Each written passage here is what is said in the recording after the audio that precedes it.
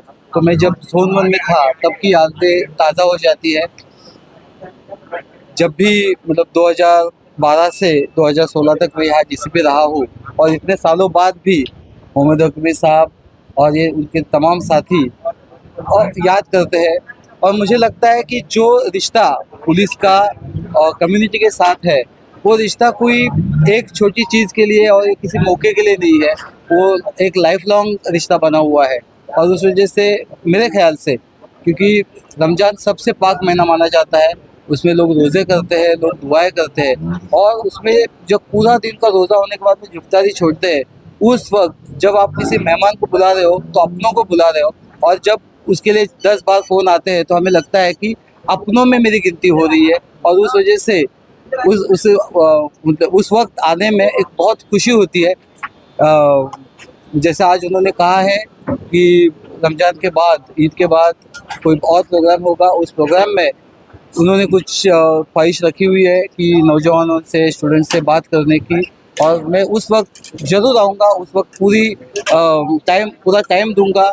जिस तरह की बातें वो एक्सपेक्ट करते हैं, ख्वाहिश उनकी है कि अच्छी बातें बोली जाए, अच्छी चीज़ों के बारे में बोला जाए, और वो 100% मैंने आज उनको प्रॉमिस किया है।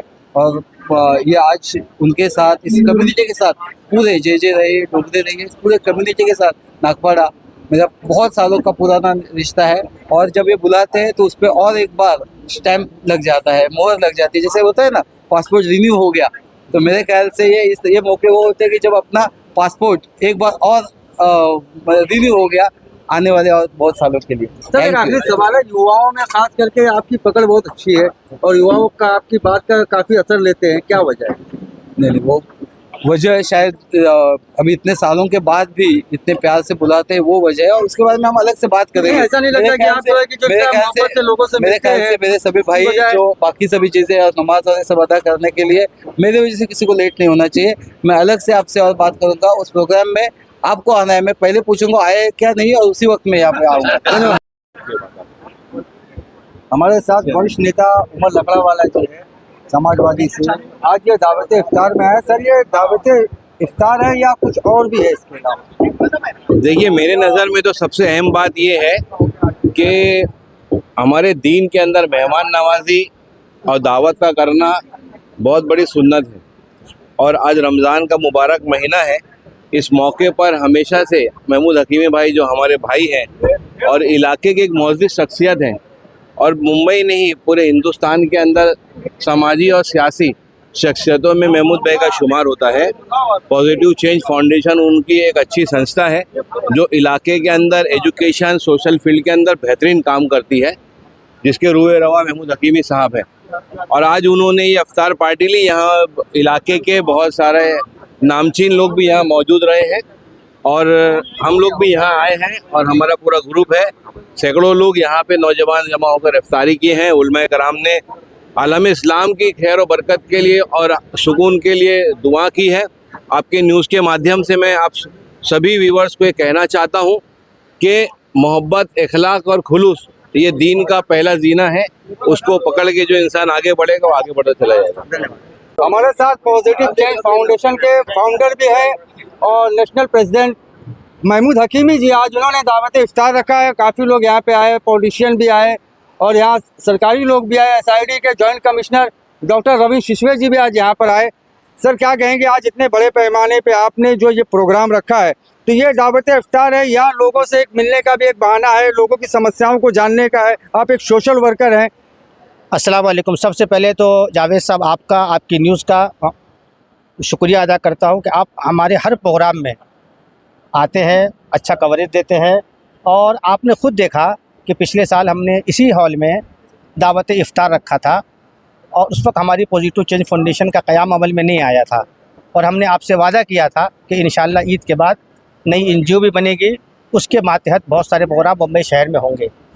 उसके बाद हमने पॉजिटिव चेंज फाउंडेशन के माध्यम से 2-3 प्रोग्राम किया और आज आपके नज़र के सामने है आवाम का जम्मे गफ़ीर, साउथ मुंबई के इतने करीम लोग, हर फील्ड के हर तबके के लोगों को हमने मदऊ किया था।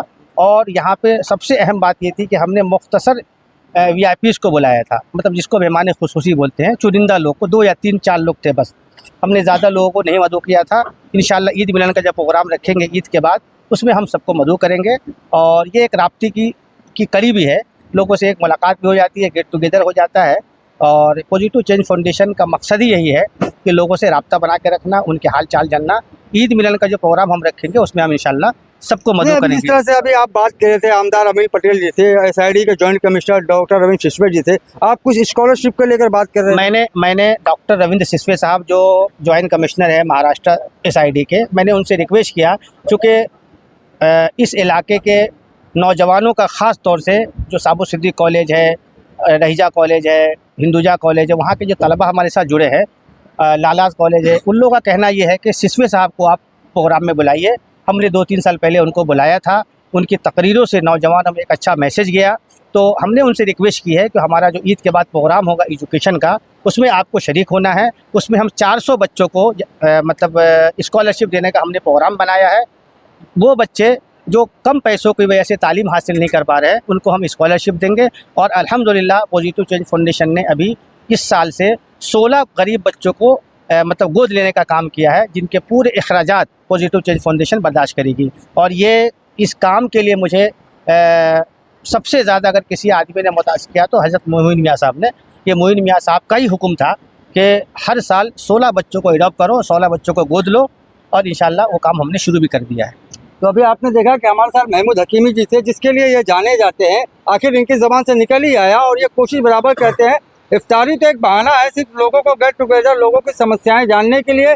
ईद के बाद इन्होंने 400 बच्चों को स्कॉलरशिप देने का एक कोशिश की है और 16 बच्चों को इन्होंने गोद लिया है। और इसी के लिए जाने जानते हैं। ऐसा नहीं है कि महाराष्ट्र में, पूरे हिंदुस्तान के अंदर ये जाने जाते हैं अपने कामों के लिए।